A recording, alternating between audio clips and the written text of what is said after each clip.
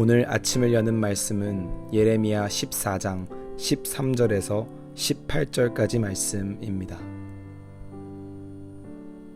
이에 내가 말하되 슬프도소이다. 주 여호와여 보시옵소서.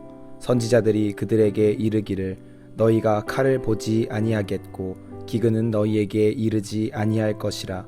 내가 이곳에서 너희에게 확실한 평강을 주리라 하나이다.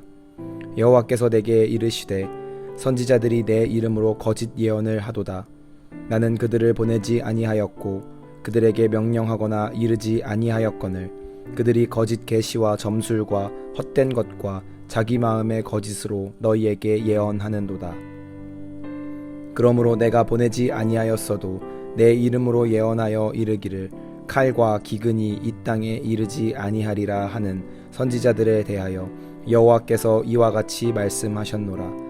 그 선지자들은 칼과 기근에 멸망할 것이요 그들의 예언을 받은 백성은 기근과 칼로 말미암아 예루살렘 거리에 던짐을 당할 것인즉 그들을 장사할 자가 없을 것이요 그들의 아내와 아들과 딸이 그렇게 되리니 이는 내가 그들의 악을 그 위에 부음이니라.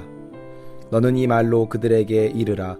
내 눈이 밤낮으로 그치지 아니하고 눈물을 흘리리니 이는 처녀딸 내 백성이 큰 파멸 중한 상처로 말미암아 망함이라. 내가 들에 나간즉 칼에 죽은 자요 내가 성읍에 들어간즉 기근으로 병든 자며 선지자나 제사장이나 알지 못하는 땅으로 두루 다니도다. 예레미야 14장 말씀은 회개하지 않는 유다 백성들을 위한 예레미야의 탄식이 담긴 기도를 소개하고 있습니다. 또한 그 기도에 대한 하나님의 답변을 통해 유다 백성들에게 내려질 심판에 대하여 이야기하고 있습니다. 특히 현실로 다가온 가뭄을 이야기하며 하나님의 분노가 돌이키기 힘든 수준에 이르렀음을 말해주고 있습니다. 1절부터 6절까지의 말씀을 통해 귀인들은 물을 구할 수가 없고 농부들은 농사를 지을 수가 없으며 짐승들도 먹을 풀이 없어서 자기 새끼들을 버리기에 이르렀다고 말합니다. 유다와 예루살렘 성문의 무리에 이르기까지 모두 극심한 대기근으로 인하여 고통을 받고 있는 상황을 묘사하고 있습니다.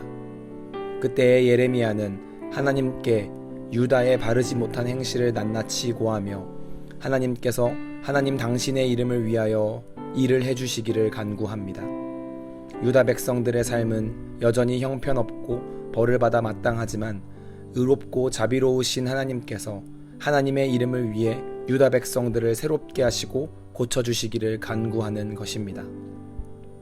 그러나 하나님께서는 유다 백성들이 어그러진 길을 사랑하고 그 길로 가는 것을 멈추지 않는 것을 보시고 그들의 죄를 기억하겠다고 말씀하시며 반드시 벌을 내리겠다고 말씀하십니다.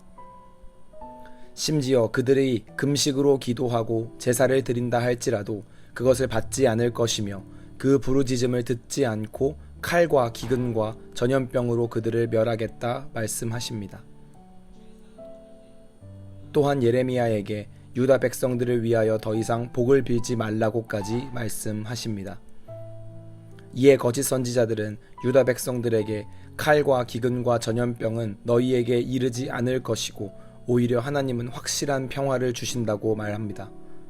유다 백성들이 처한 심각한 현실 속에서 듣기 좋은 말만을 선택하여 그들에게 전하는 거짓 선지자들의 속임수이지만 유다 백성들은 그 말을 듣고 안심하고 어그러진 길을 가는 발걸음을 멈추지 않습니다.